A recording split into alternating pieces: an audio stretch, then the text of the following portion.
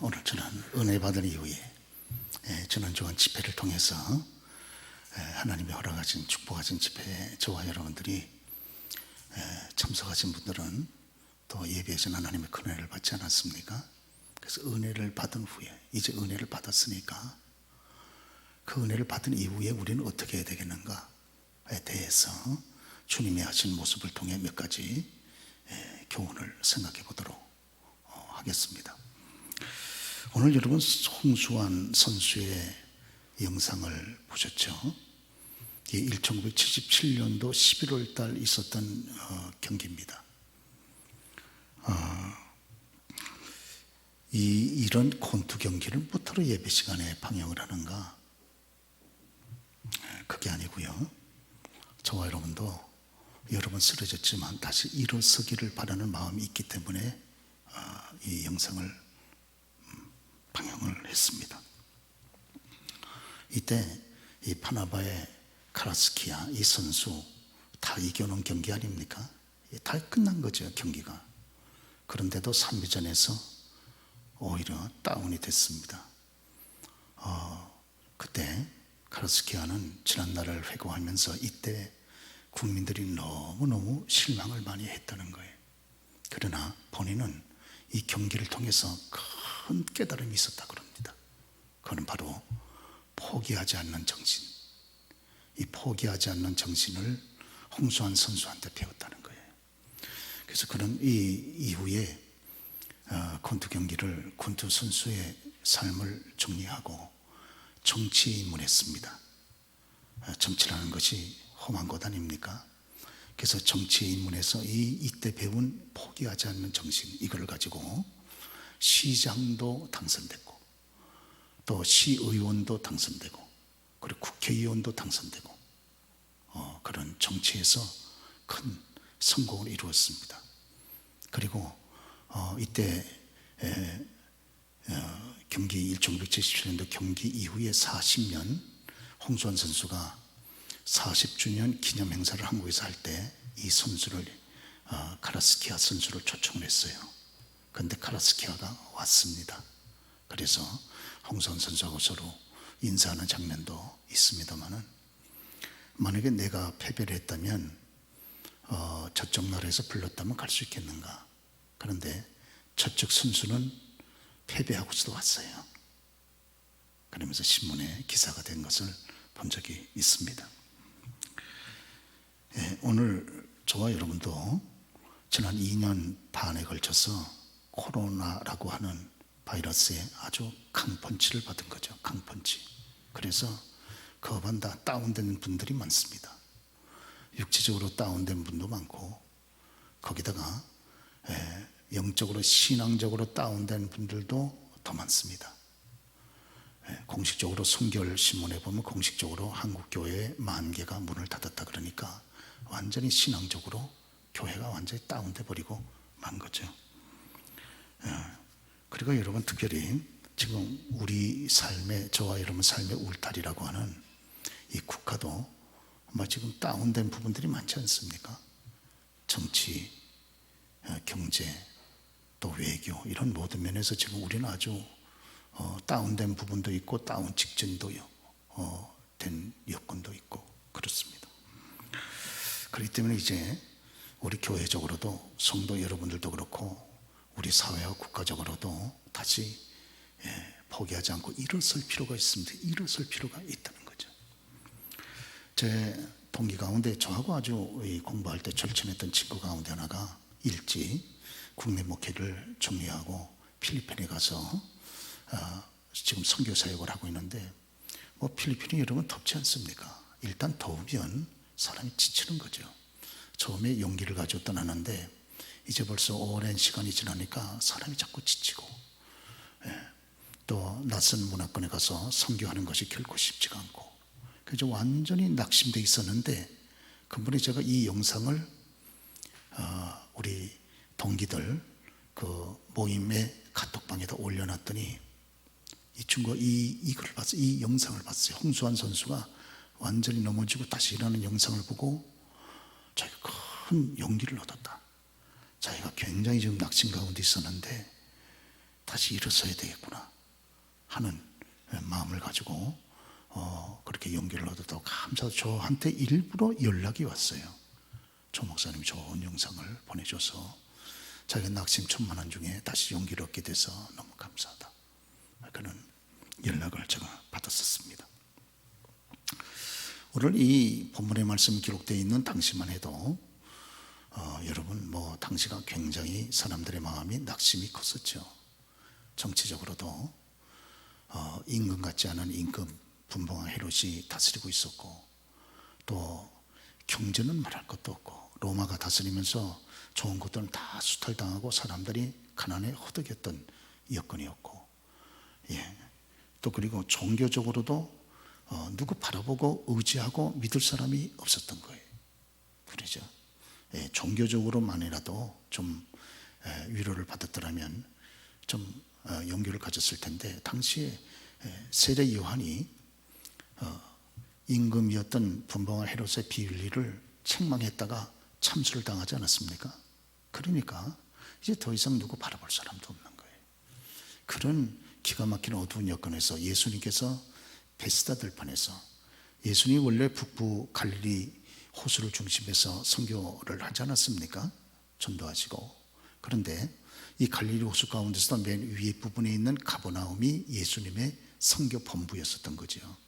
그래서 선교 본부 가버나움에서 배 타고 떠나서 건너편에 베스다 들판에 예수님께서 가셨습니다. 왜 그러냐? 그 당시에 예수님의 선구자였던, 영적 선구자였던 세례 요한이 참수를 막 당하죠. 또 정치적으로 경제적으로 어둡죠. 더군다나 예수님의 제자들조차도 세례 요한이 참수당했다고 하는 얘기를 들으니까 마음에 낙심이 왔단 말이에요. 이럴 경우에 제일 좋은 건 하여튼 힘들 경우에는 사람 만나지 말고, 또 마음이 힘들고 어려울 때에는 사람 만나 얘기해 봐야 좋은 얘기도 나오지도 않고. 그래서 저와 여러분들이 감정적으로 너무 가라앉아 있을 때나 감정적으로 너무 또 업돼 있을 때에는 가급적이면 말을 하지 않는 게 좋잖아요. 그때 말하면 실수합니다. 그렇죠? 여러분 경험도 아시죠? 이때는 힘드실 때도 자기를 딱 다스려서 이때는 조금 피하는 것이 좋습니다. 예수님께서도 제자들을 이때 데리고 배를 타고 베스다 들판으로 조용한 곳으로 데려간 거죠.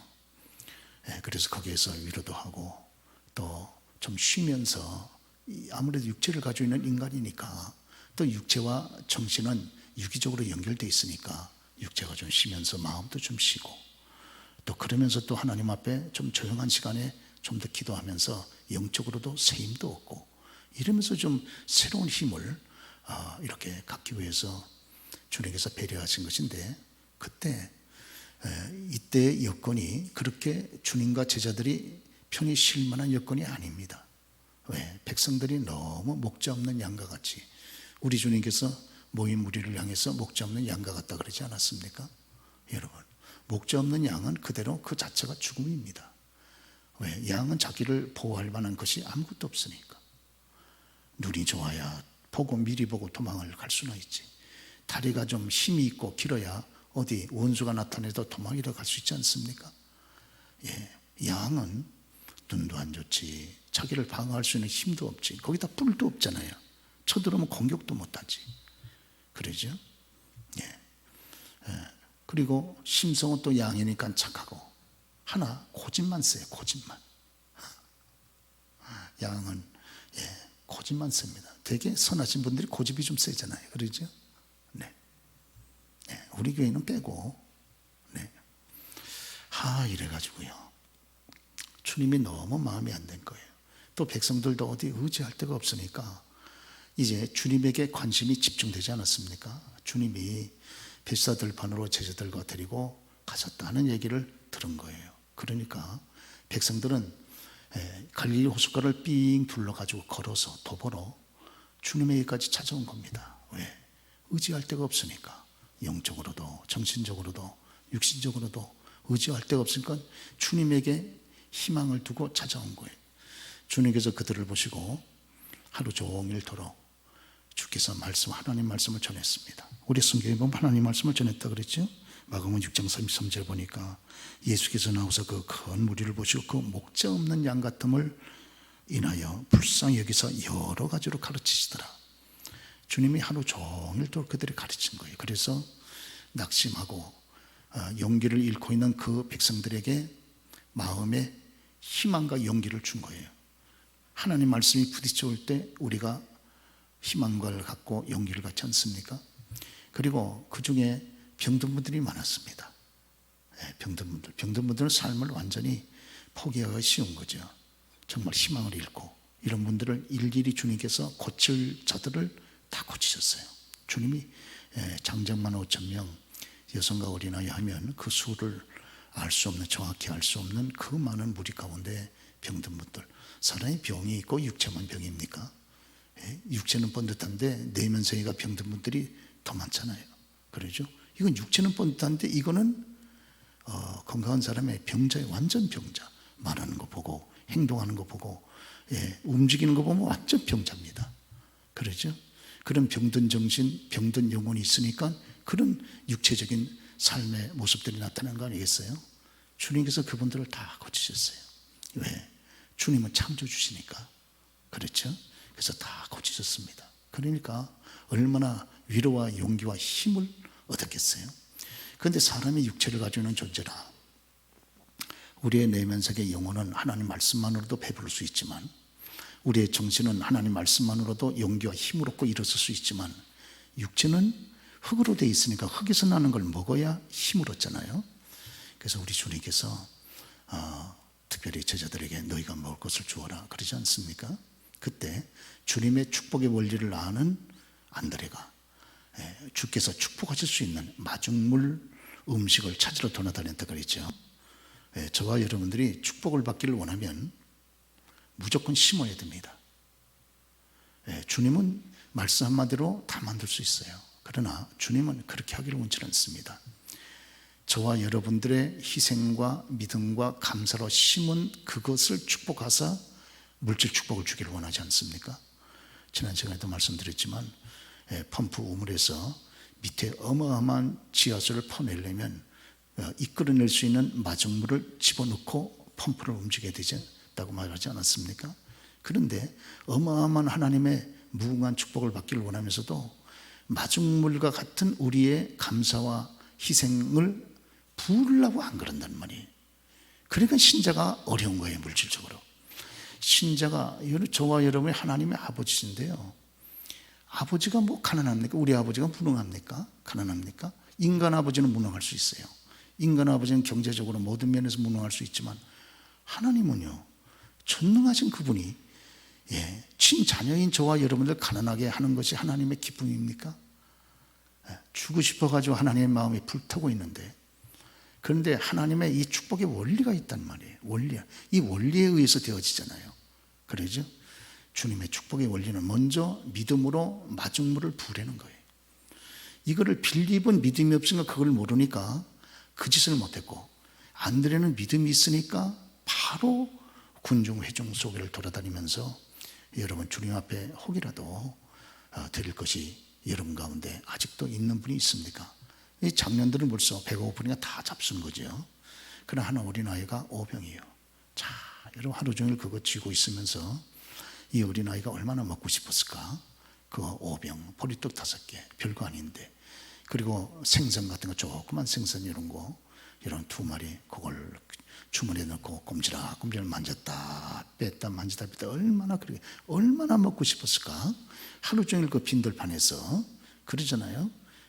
그런데 그거를 가지고 있다가 주님의 말씀을 통해 어린 생명이라도 은혜를 받고 안드레가 땀을 흘리면서 여러분 가운데 주 앞에 드릴 만한 음식을 혹시 가지실 분이 없습니까? 그럴 때 이 어린아이가 그걸 드리는 거예요. 아주 적은 거죠. 그러나 그 속에 어린아이의 감사가 담겼고 희생이 담겼고 헌신이 담긴 거예요. 그거를 가지고 주님 앞에 드리니까 주님이 그것을 축복하시잖아요. 감사하죠. 그럴 때 거기에 큰 기적이 나타났습니다. 매우 적은 것이라도 거기에 희생과 감사와 헌신이 담기면, 그리고 그것이 주의 손에 올려지면 큰 기적이 나타날 수 있습니다. 큰 기적이. 그러죠?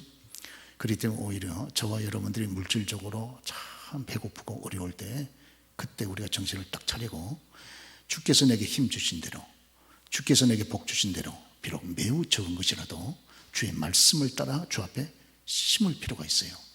믿기를 축원합니다. 그러니까 우리 기독교인들이 하나님의 축복을 체험하고 기적을 체험하게 되는 게 아니겠어요? 그래서 기적이라 그러는 거거든요. 그래서 축복이라 그러고.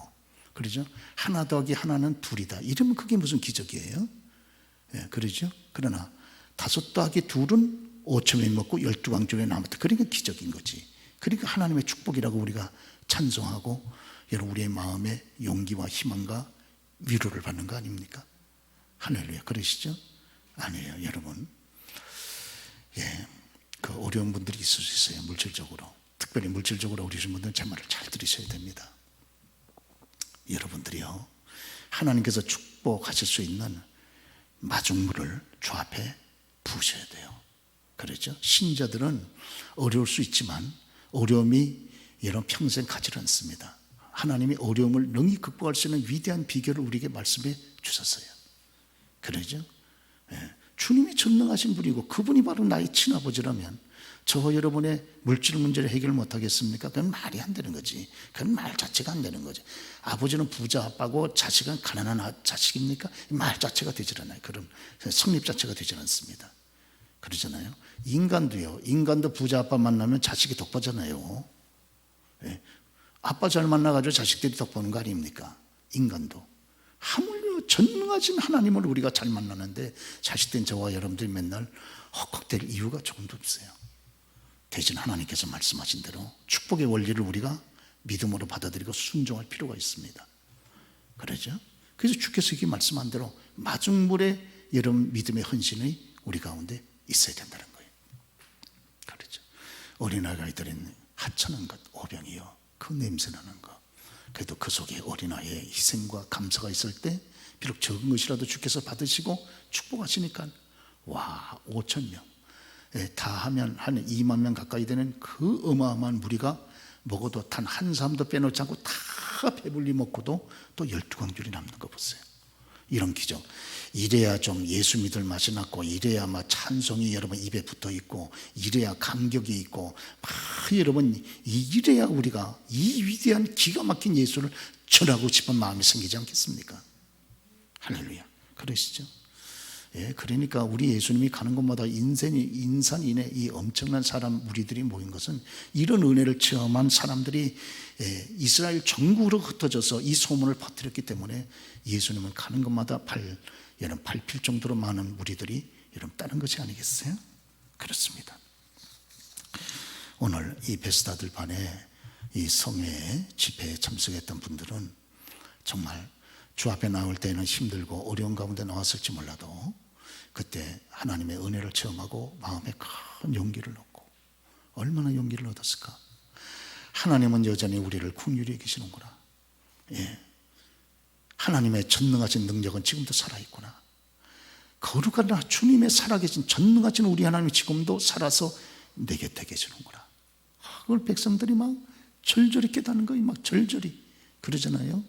그 말씀을 통해, 그 심령에 부딪히는 그 말씀을 통해 용기와 희망과 위로를 얻고, 그 굶주렸던 그 배에 기적을 통해서 여러분 떡이 주어지게 되어질 때 그 얼마나 감격을 했겠습니까? 이런 여러분 은혜와 감격과 희망이 저와 여러분 가운데 충만하시기를 주의 이름으로 축원합니다. 사랑하는 여러분, 사람은요, 희망이 없으면 못 삽니다. 희망이 없으면. 그러죠? 에른스트 블로우라고 하는 유대인 철학자가 있습니다. 블로우. 이 사람은 1차 대전, 2차 대전 때 유대인이었기 때문에, 여러분 유대인이 얼마나 유럽 지역에서 핍박을 받았습니까? 그 유대인의 이름 하나 때문에 유럽을 도망자처럼 도망을 다녔습니다. 이분이.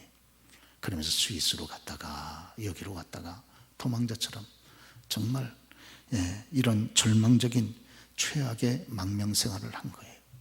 그러면서도 이분이 책을 하나 쓴 게 있습니다. 그 책이 바로 희망의 원리라고 하는 책이에요. 희망의 원리. 이분은 하는 얘기가 이런 얘기를 했습니다. 사람은 빵만 먹고 사는 것이 아니라 본질적으로 희망을 먹고 산다. 희망을 잃어버린 사람은 이미 삶 자체를 잃어버린 사람이다. 희망이 힘이다. 희망이 없는 사람은 아무리 좋은 조건 속에서도 삶을 포기하지만 희망이 있는 사람은 최악의 상태에서도 극복하게 된다. 희망은 그냥 주어지는 것이 아니고 배우고 훈련해야 된다. 희망은 인간을 인간답게 하고 행복을 약속해 준다. 그런 얘기를 했습니다. 예. 그 최악의 망명생활하며 도망자처럼 살아가면서도 자기는 희망의 끈을 잃지 않고 살아갔어요. 이분은 불신자입니다. 유대인, 불신자. 유대인들은 예수를 안 믿잖아요. 그러죠? 불신자이면서도 희망의 끈을 놓치지 않고 붙잡고 살아가기 때문에 마지막까지 승리한 거예요. 그러면서 인간은 희망이 있을 때 어떤 최악의 지옥 같은 여건에서도 살아남을 수 있다고 하는 강력한 원리를 여러분 전 세계에 선포한 거예요. 불신자일 때도. 그런데 이분의 희망의 원리라는 책을 몰트만이라고 하는 신학자가, 예수 믿는 신학자가 읽었습니다.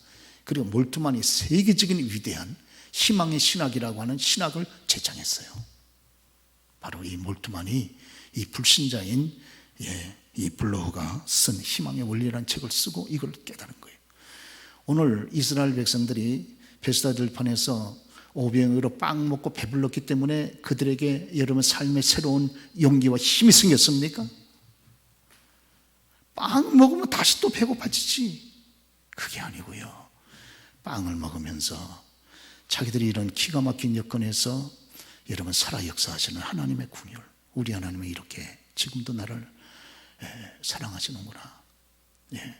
하나님의 전능하신 능력은 옛날에만 있었던 얘기가 아니고 지금도 여전히 살아있구나. 여러분 아신 대로 구약시대에 광야의 길을 걸어갔던 이스라엘 백성들은 새벽마다 만나를 먹었잖아요. 그러죠? 이스라엘 백성들이 광야에서 40년을 어떻게 삽니까? 40년은 그만두고 4시간도 못 살지. 그러죠? 그런데 40년을 살아남았거든요. 40년을. 그러죠? 어떻게? 그게 하나님의 살아계신 증거 아닙니까? 그러죠? 우리가 열왕기하 4장에 보면 여러분 보리떡 20개 가지고 200명의 사람이 먹는 사건이 나와요. 이게 벌써 이런 오병이어하고 비슷한 사건이 구약시대에 많이 있어요. 여러분요, 저와 여러분의 삶이, 우리의 삶이 어두워도요, 하나님이 개입하고 역사하면요, 위대한 축복이 함께 할 수 있습니다. 그래서 우리 주님께서 신명기 8장에 말씀하잖아요. 내가 너희에게 가나안 땅에 들어가면 너희가 채우지 아니하는 아름다운 물건이 가득한 집을 너희에게 주고 너희가 파지 아니한 포도원과 감람나무를 너희에게 주고 심지 아니한 너희가 파지 않은 아름다운 우물을 너희에게 주며 너희가 전혀 수고하지 않았는데, 여러분 수고하지 않은 것이 그것뿐입니까? 무슨 가나안 땅은 자기들이 수고하고 노력해가지고 얻었습니까? 하나님이 그냥 선물로 안겨준 거지. 그러죠? 아멘하고 그 이스라엘 백성들은 받은 거지. 이런 위대한 축복과 기적과 은혜가요, 저와 여러분이 있습니다. 아니 여러분, 구원은 저와 여러분 무슨 고생해서 받았습니까? 아니 여러분 천국 가기 위해서 한 돈 1억씩 내셨어요? 그러잖아요. 모든 게 다 하나님 은혜입니다. 조건 없이 부어지는 하나님의 사랑의 은총 아닙니까? 그걸 받고 우리가 살아가잖아요. 그리고 하나님이 구원만 그렇게 우리에게 주시겠어요? 아니에요. 우리는 육체가 있기 때문에 이 땅에서 우리의, 저와 여러분의 육체의 삶도 기적과 같이 위대한 축복 가운데, 정말 여러분 벅찬 가운데 우리에게 주어지도록 하나님 은혜를 베푸실 줄로 믿습니다. 오늘 여기 우리들에게 그것을 보여주고 있지 않습니까? 우리 대한민국이요, 참 어려웠지 않았습니까? 지난날 참 어려웠습니다. 좀 세계에서 가장 가난했던 나라가 우리 대한민국이었잖아요. 오늘날의 벵갈라데시, 또 아프리카 예멘처럼 그렇게 땅바닥에 가라앉은 가난이 있지 않았습니까? 그러시죠? 그 옛날 연세 드신 분들은 옛날에 여러분 옥수수빵 먹던 기억, 또 미국에서 갖다 주던 그 우유 가지고 타가지고 먹던 기억이 지금 다 있는 거거든요. 근데 지난 70년 그렇게 가난하고 어려웠는데도요, 지금 우리나라가 아시는 대로 지난 3월달 산업부에서 정식으로 통계 발표를 한 것을 보면 세계 경제 10위권 위치에 우리가 올라서 있다, 그렇게 얘기를 했습니다. 아시는 대로 우리 대한민국은 지하자원이 없잖아요. 그러죠? 근데 북한은 지하자원이 어마어마합니다. 지금도. 그래서 어떻게 이제 통일시키려고 그러는 거잖아요. 우리는 통일만 되면 몇 년 이내에 세계 G2 국가로 바로 올라서게 된다고 하는 것 아니겠어요? 그래서 북한의 지하정원의 매장량이 얼마냐? 2018년도에 발표한 거 보면 3천조가 된다면 3천조. 우리 남한은요 248조, 250조밖에 안 돼요. 남한의 지하정원 매장량 쪽밖에 없어요.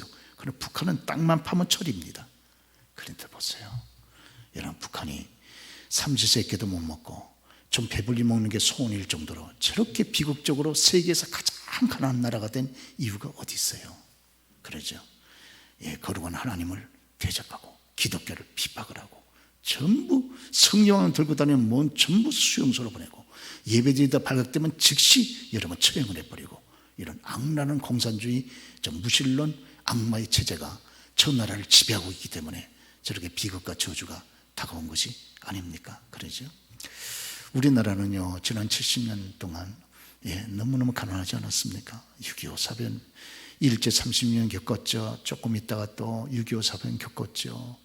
또 바로 또 얼마 있지 않아요. 계속 또 여러분 군인들이, 우리나라는 군인들이 계속 정치를 해가지고 군인들이, 여러분 참 군인들은 나라를 지켜야지 정치를 하면 되겠습니까? 계속 군인들이 정치를 했잖아요. 그러니까 나라가 엉망진창 될 것 같아도요 여러분 이렇게 올라서는 거 보세요. 이유가 어디 있는가? 70년대, 60년대, 70년대, 80년대, 90년대는요 전국이 기도원이었었어요. 여러분 예전에 기도원들 가보셨죠? 그러죠? 여러분 주로 예전에 어느 기도원을 가셨습니까? 예? 가보신 기억이 없어요? 있으시죠? 예전에 저희들 기도원 많이 다녔습니다. 청평 한월산 기도원, 거기는 뭐 아주 그냥 시간만 나면 갔고요.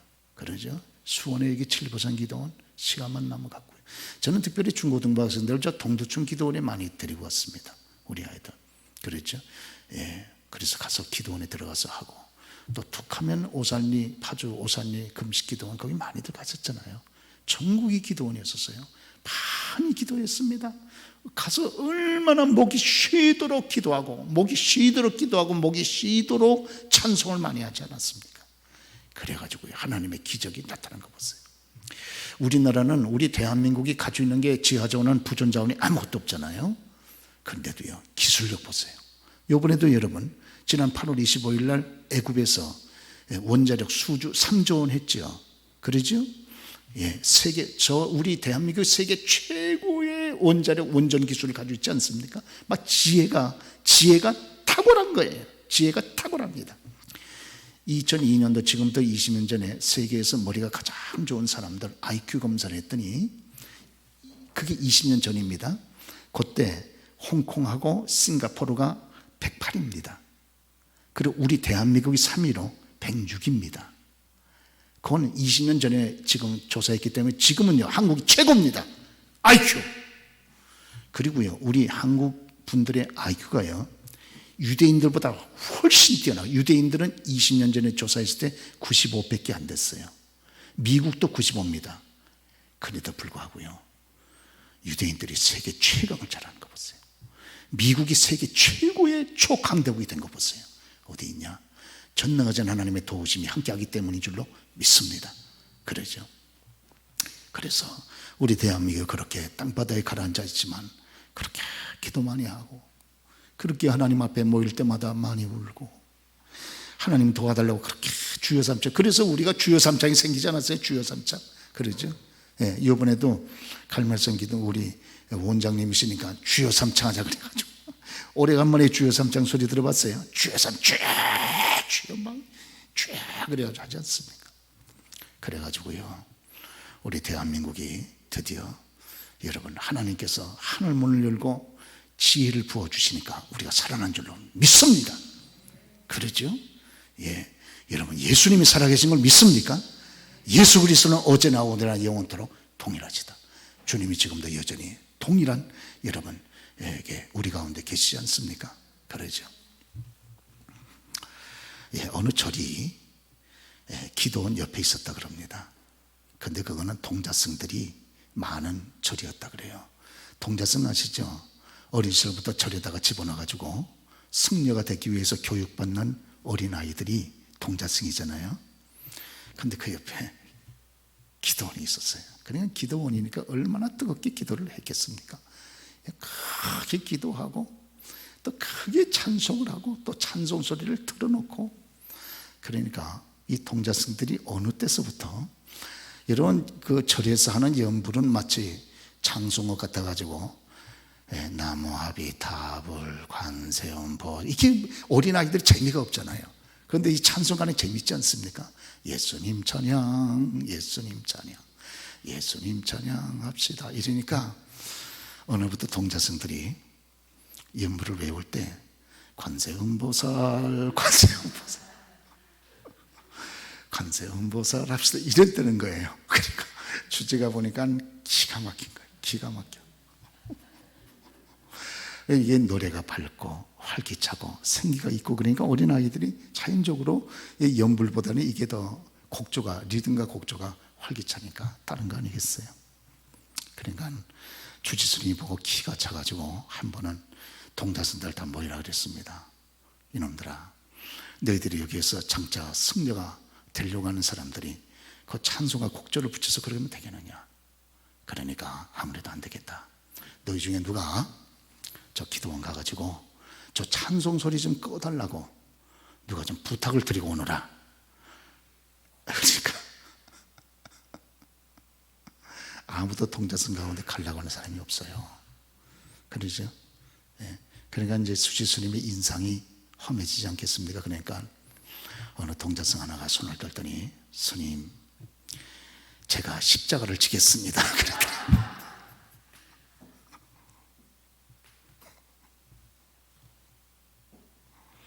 그 정도로요. 그 정도로 우리나라가 기도 많이 했습니다. 아이들의 그 마음에 여러분 기독교적인 용어가 자리 잡도록 그렇게 많이 기도하고 그렇게 많이 찬송하고, 그러면서 우리 대한민국이 일어선 거 아니겠어요? 할렐루야. 베스다들판의 이 위대한 기적은요, 지금도 있습니다. 동일합니다. 그렇죠. 예수 그리스도는 어제나 오늘이나 영원토록 동일합니다. 우리가 이런 주님을 모셨으니 우리가 이런 큰 은혜를 받고 나서도 계속해서 주님에게 나아가면 살 길이 있구나. 이제 여러분 사람들이 다 흩어지면서 해가지고 흩어지면서 그들이 마음에 딱 다짐한 것이 뭐이겠어요? 주님에게 나아가면 살 길이 있구나. 그걸 깨닫지 않았겠습니까? 지금도 마찬가지입니다. 지금도요. 물질적으로, 육체적으로, 가정적으로, 부부지간에, 부자지간에, 기업적으로, 국가적으로 어려움이 있어도 주님에게 나아가면 살 길이 있구나. 그 희망을 주님도 저와 여러분에게 주시는 줄로 믿습니다. 은혜 받은 이후에 우리가 조금 더 주님 앞에 가까이 나아가는 저와 여러분 되실 수 있길 바라고, 이번에 우리 강사가 마지막 날 시간에 이제 여러분 집회를 마치면서 제가 두 가지를 부탁을 드리겠습니다 하고 두 가지 부탁을 했죠. 첫째, 다시 기도의 자리로 나오십시오. 그래서 새벽 기도를 2주간 꼭 하십시오. 그걸 부탁을 하셨죠. 두 번째, 이제부터 주일 성수가 살아나야 됩니다. 그리고 지금 전반적으로 자꾸 주일 성수를 지키기 위해서 예배 시간을 뒤로 늦추는 교회가 많기 때문에 우리 성도교회도 꼭 저녁에 7시 반으로 예배 시간을 늦추시기 바랍니다. 그건 아주 신신당부를 하고 집회를 마지막 시간 마쳤어요. 제가 듣기는 강사를 통해서 주님이 말씀하셨다, 제가 이렇게 받아들였습니다. 그래서 저희 교회도 바로 2주간 집중해서 우리 기도합시다. 두 번째는 주일 예배, 오후 예배 시간을 7시 반으로 늦춥시다. 그래서 오늘 아까 광고를 드린 거예요. 그때 우리 교우 가운데 어떤 분들은 죽었구나 그런 생각을 하시는 분들 계실지 모르겠습니다. 그러죠? 그러나 또 하나님께서 축복하시지 않겠습니까? 그러죠? 주일 성수 하나만 잘 지켜도 우리가 복을 받는데, 그러죠? 주일 성수 크게 우리가 다른 건 못해도 주일 성수 하나만 예배하고 이날을 여러분 잘만 지켜도 벌써 이 문제가 해결되는 하나님의 위대한 축복이 함께하지 않습니까? 이 은혜가 저와 여러분들이 함께하시길 주의 이름으로 축원합니다.